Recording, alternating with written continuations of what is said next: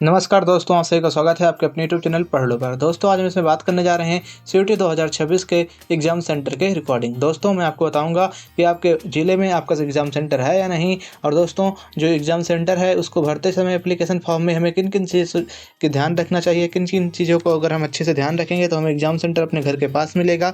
और हमें अपने एग्ज़ाम सिटी सिलेक्शन के समय ऐसी कौन सी सावधानियाँ हैं जिसे बरतनी चाहिए। तो दोस्तों अगर आप सीयूटी 2026 की तैयारी कर रहे हैं तो यह वीडियो आपके लिए बेहद ज़रूरी है, क्योंकि आज हम आपको बताएंगे कि सीयूटी 2026 की परीक्षा किन किन शहरों में आयोजित की जाएगी, आपको अपनी एग्ज़ाम सिटी चुनते समय किन किन बातों का ध्यान रखना चाहिए और कौन सी गलतियां नहीं करनी चाहिए, और कैसे हम एग्ज़ाम सेंटर का सिलेक्शन करते हैं।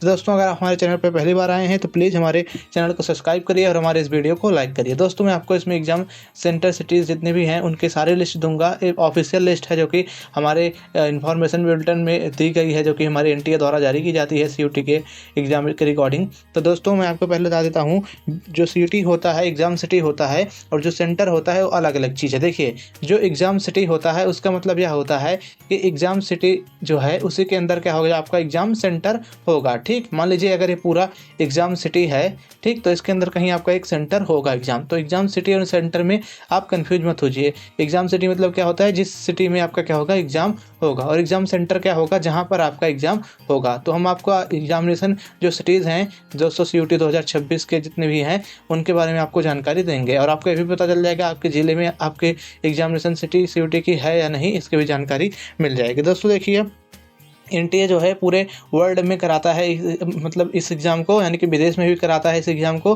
फॉरेन में भी, और हमारे पूरे भारत में इस एग्ज़ाम को कराता है। तो हर एक स्टेट में सीयूटी का एग्ज़ाम होता है, ऐसा कोई भी स्टेट नहीं है जहाँ पर सीयूटी का एग्ज़ाम ना होता हो। सीयूटी 2026 का एग्ज़ाम, ठीक दोस्तों जो सीयूटी 2026 का एग्ज़ाम है, देखिए दोस्तों सीयूटी 2026 के परीक्षा में शहर कैसे चुने जाते हैं, यानी कि एग्ज़ाम सिटी कैसे चुनी जाती है। देखिए दोस्तों, जो कैंडिडेट होते हैं एप्लीकेशन फॉर्म में अपने सिटी प्रेफरेंस भरते हैं, यानी कि आपको जो एप्लीकेशन फॉर्म होता है उसमें आपको सिटी का प्रेफरेंस देना पड़ता है। आमतौर पर दोस्तों एग्जामिनेशन सिटी में 4 प्रेफरेंस देने होते हैं, यानी कि फर्स्ट, सेकंड, थर्ड और फोर्थ। आपको कितना देना पड़ता है, 4 सिटी देना पड़ता है। यानी कि आपको पहला सेंटर वो देना चाहिए जो आपके घर के सबसे नज़दीक हो, दूसरा सेंटर ऐसा देना चाहिए तो आपसे घर से थोड़ा दूर हो, तीसरा ऐसा देना चाहिए तो थोड़ा सा और दूर हो, और चौथा ऐसा सेंटर होना चाहिए जो सबसे ज़्यादा दूर हो। और दोस्तों जो हमारा सीयूटी होता है, यानी कि जो एनटीए है हमारा, दोस्तों कोशिश करता है कि आपका पहला प्रेफरेंस मिले, यानी कि जो आपने पहला प्रेफरेंस भरा है, एनटीए की कोशिश रहती है आपको आपका पहला प्रेफरेंस दिया जाए। ठीक दोस्तों, लेकिन अगर आपका पहला प्रेफरेंस नहीं मिलता है तो आपको क्या किया जाता है, आपका सेकंड जो प्रेफरेंस रहता है उसको दिया जाता है। तो इसीलिए आप अपने फर्स्ट, सेकंड, थर्ड सभी प्रेफरेंस को ध्यान से बढ़िए, और कोशिश करिए कि दोस्तों जो आपसे सबसे दूर सिटी हो उसको क्या करिए, फोर्थ प्रेफरेंस पे रखिए, और जब सबसे पास एग्जामिनेशन सिटी हो, जो भी इसमें दिया गया है नीचे लिस्ट में भी मैं आपको दिखाऊंगा, उसको सबसे पहले पर रखिए। ठीक दोस्तों, तो यहाँ से एक बात क्लियर हो गई ना, हमसे 4 सेंटर पूछे जाते हैं हमारे प्रेफरेंस में, और 4 में से उसमें हमें एनटीए जो रहता है पहला देने की पूरा प्रयास करता है। अगर आपको पहला नहीं मिलता है तो आपको दूसरा दिया जाता है, दूसरा नहीं मिलता है तो तीसरा, और तीसरा नहीं मिलता है तो चौथा, लेकिन आपको इन चारों में से कोई ना कोई सिटी अलॉट की जाती है। और देखिए दोस्तों, जो सीयूटी 2026 की परीक्षा है दोस्तों, उसमें लगभग भारत के सभी स्टेट भाग ले रहे हैं, यानी कि सभी स्टेट में परीक्षाएं होंगी, और कुछ फॉरेन वैसे सेंटर हैं जहां पर एग्जामिनेशन होंगे।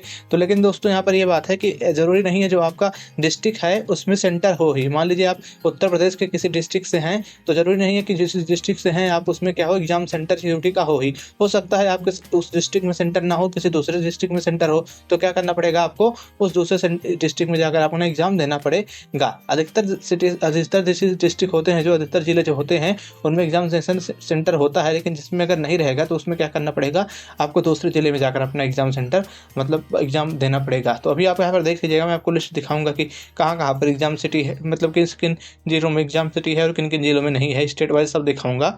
लेकिन उससे पहले आपको कुछ और मैं जानकारी दे देता हूँ।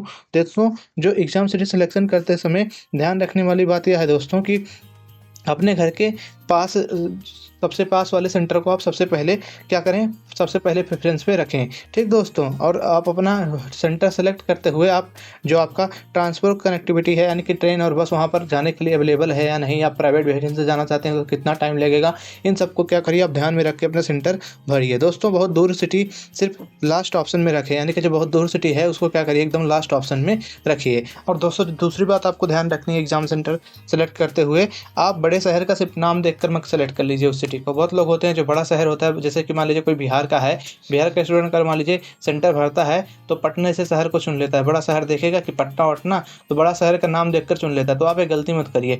जो सिटी है दोस्तों, बड़े शहर के सिर्फ नाम से आप उसे मत सेलेक्ट करिए। जो सिटी आपके पास एकदम आपके डिस्ट्रिक्ट के नज़दीक हो या आप जहाँ पर रह रहे हैं उसके एकदम नज़दीक हो, उस सेंटर को आप सेलेक्ट करिए। अगर आप ऐसा करेंगे, बहुत दूर का सिटी सेलेक्ट करेंगे, तो आपको एग्जाम सेंटर पर पहुँचने में भी बहुत देरी हो जाएगी और मतलब आपको अन्य सुविधाओं का सामना करना पड़ सकता है। ट्रेवल कॉस्ट भी आपका ज़्यादा लगेगा। और लास्ट डेट का आप इंतजार मत करिए। लास्ट डेट से पहले ही क्या करिए, आप अपनी जो एग्ज़ाम सिटीज़ हैं, यानी कि जो एग्ज़ाम आपके सिटीज़ या डिस्ट्रिक्ट हैं, उनको क्या कर दीजिए, अपने एग्जामिनेशन फॉर्म में फिल कर दीजिए। दोस्तों, एग्ज़ाम सिटी से पहले ए सिटी की जो स्लिप होती है वो आ जाती है। यानी कि दोस्तों जो एडमिट कार्ड होता है, माफ़ करिएगा दोस्तों, जो एडमिट कार्ड होता है आपका, वो दोस्तों एडमिट कार्ड से पहले ही आपकी जो एग्ज़ाम सिटी होती है उसकी लिस्ट आ जाती है। यानी कि आपका एडमिट कार्ड बाद में आता है, आपका किस सिटी में मतलब एग्ज़ाम होगा, ये क्या होता है, इसकी जानकारी आपको पहले आती है। यानी कि जो सिटी की स्लिप है वो पहले आ जाएगी, किस सिटी में आपका एग्ज़ाम होगा, और जो आपका एडमिट कार्ड है वो क्या होता है, वो बाद में आता है। तो इसे आप ध्यान रखिएगा, आपकी सिटी की जो लिस्ट है आपको पहले दे दी जाएगी, एडमिट कार्ड आपको बाद में मिलता है सीयूटी के द्वारा। ऐसा इसलिए किया जाता है क्योंकि कुछ बच्चे होते हैं जिनके यहाँ एग्ज़ाम सिटी नहीं अवेलेबल होती है, तो उनको पहले से तैयारी करना पड़ता है, जैसे ट्रेन का या कुछ अन्य चीज़ों का टिकट विकट लेने के लिए या कुछ अन्य सुविधाओं के लिए। तो इसलिए क्या करता है, पहले एनटीए सिटी जारी कर देता है, उसके बाद क्या करता है, एडमिट कार्ड देता है। तो सिटी जब जारी करेगा तो सिटी में सिर्फ सिटी का नाम रहेगा। मान लीजिए आपका पटना में है तो सिर्फ लिखा रहेगा पटना, आपका एग्जाम जो सिटी लिखे रहेगा उसके आगे लिखा रहेगा पटना। उसमें ये नहीं लिखा रहेगा कि आपका किस सेंटर पर है, सेंटर बाद में आएगा। सेंटर यानी कि किस पर्टिकुलर जगह में है पटना में, वो जानकारी आपको बाद में आएगी। पहले आपका सिटी का नाम आपको दे दिया जाएगा। जो आपको सेंटर की जानकारी है, यानी कि किस सेंटर में है, वो आपके एडमिट कार्ड में आपको लिखा हुआ मिलेगा।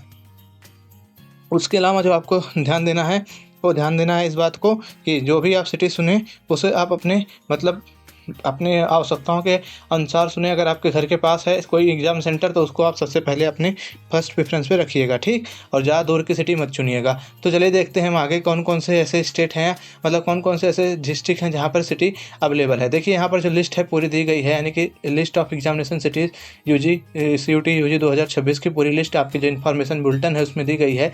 तो उसमें बताया जा रहा है जो सीयूटी के एग्ज़ाम होंगे, ये नीचे दिए गए जितने भी ज़िले हैं वहाँ पर होंगे।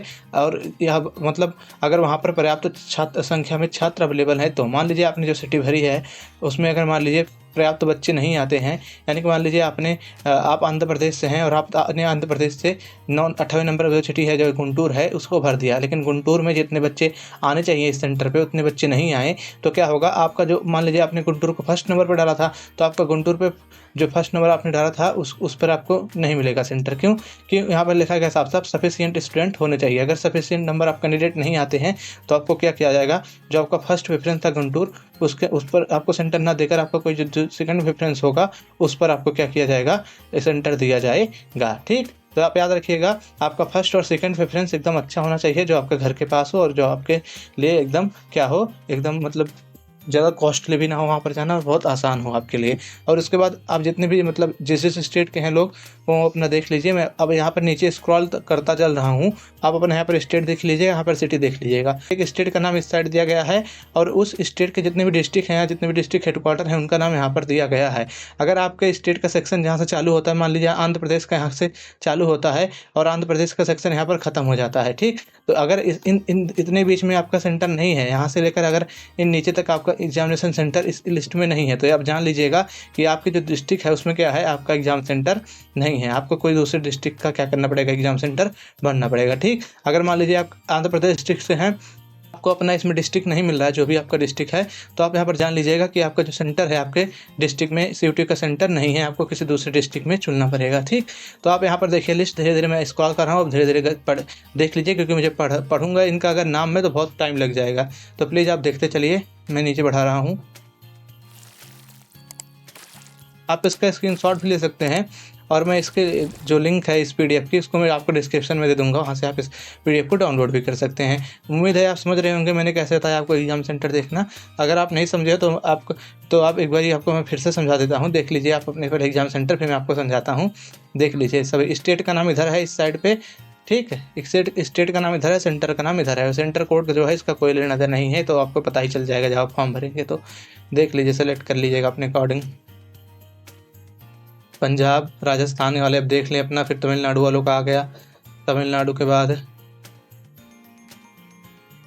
तेलंगाना वाले को आ गया, उत्तर प्रदेश वालों को आ गया। ठीक, अब मान लीजिए आप उत्तर प्रदेश से हैं, मैं आपको फिर से एक बार सेलेक्ट करना बताता हूँ सेंटर, कैसे आप देखेंगे कि आपके यहाँ मतलब सिटी है या नहीं, एग्जाम सिटी सीयूटी की। देखिए मान लीजिए आप उत्तर प्रदेश से हैं, तो अगर आप उत्तर प्रदेश के सुल्तानपुर डिस्ट्रिक्ट से हैं, सपोज दैट उत्तर प्रदेश का एक डिस्ट्रिक्ट है जिसका नाम है सुल्तानपुर, तो अगर आपको देखना है आपके जो उत्तर प्रदेश का सुल्तानपुर डिस्ट्रिक्ट है उसमें एग्जामिनेशन सेंटर है या नहीं, तो आप क्या करेंगे, जहाँ तक उत्तर प्रदेश लिखा गया है स्टेट में, यहाँ पर देख रहे हैं उत्तर प्रदेश, पहले आप पूरा चेक कर लीजिए कहाँ तक लिखा गया उत्तर प्रदेश, यहाँ तक। ठीक, यहाँ तक उत्तर प्रदेश लिखा गया है ना, तो यहाँ तक। अब आप जितने भी इतनी जगह हैं, जितनी भी सिटीज़ हैं, यहाँ से लेकर यानी कि यहाँ से लेकर यहाँ आगरा से लेकर यहाँ तक आपके बनारसी तक, तो आप सुल्तानपुर का अगर सेंटर आपको देखना है तो आप इसमें ढूंढिए सुल्तानपुर कहाँ है। उत्तर प्रदेश के सेक्टर में आगरा है, अकबरपुर है, अयोध्या है, आजमगढ़ है, बरेली है, बलिया है, उसके बाद बुलंदशहर है, चंदौली है, फिरोजाबाद है, गाजियाबाद है, गाजीपुर है, गोरखपुर है, झांसी है, कानपुर है, लखनऊ है, मथुरा है, मऊ है, मेरठ है, मुरादाबाद है, मुजफ्फरनगर है, और नोएडा है, प्रतापगढ़ है, प्रयागराज है, रायबरेली है, सहारनपुर है, बनारसी है। ठीक, यहाँ पर आपको सुल्तानपुर नहीं मिला, यानी कि आपका जो सुल्तानपुर डिस्ट्रिक्ट है वहाँ पर क्या है, एग्जाम सिटी नहीं है। तो आपको सुल्तानपुर वाले जितने बच्चे होंगे जो उनके पास का डिस्ट्रिक्ट है, जैसे कि अम्बेडकर नगर हो गया, प्रयागराज हो गया, इलाहाबाद, आपको इन सभी में क्या करना पड़ेगा, अपना एग्जाम सेंटर चूज करना पड़ेगा, क्योंकि आपके जो सेंटर है आपके इस मतलब डिस्ट्रिक्ट में नहीं है। ठीक, तो ऐसे आप ढूंढ सकते हैं कि आपका जो सेंटर है वो आपके डिस्ट्रिक्ट में है या नहीं। तो आप एक बार पूरा लिस्ट देख लीजिए, उसके बाद ही मैं आपको जो भी इसका पीडीएफ है आपको डिस्क्रिप्शन में दे दूंगा। यहाँ पर प्ले लिस्ट समाप्त हो जाते हैं, तो आपका जो अगर इसको पीडीएफ चाहिए तो आप इस वीडियो के डिस्क्रिप्शन में जा सकते हैं। आज से यहाँ तक वीडियो में बने रहे उसके लिए आप सभी का बहुत बहुत धन्यवाद। अब अगर आप जानना चाहते हैं कि EWS का सर्टिफिकेट कैसे बनता है, यानी कि अगर आप जनरल कैटेगरी से हैं और आप EWS का सर्टिफिकेट बनवाना चाहते हैं, अगर आपको इसकी जानकारी चाहिए तो आप हमारे इस वीडियो के आई बटन पर क्लिक करिए, या आप हमारे इस वीडियो के डिस्क्रिप्शन में जाइए, हमारे चैनल पर जाइए, वहाँ पर आपको पता चल जाएगा कि EWS का जो सर्टिफिकेट है कैसे बनवाते हैं। और ध्यान रहे EWS का सर्टिफिकेट सिर्फ जनरल बच्चों को मिलता है और उसमें उनको 10% का रिजर्वेशन मिलता है। ठीक, सिर्फ जनरल बच्चे जो हैं, जितने भी जनरल कैटेगरी के स्टूडेंट हैं, वो इस सर्टिफिकेट को बनवा सकते हैं EWS के, और उनको 10% का रिजर्वेशन मिलेगा।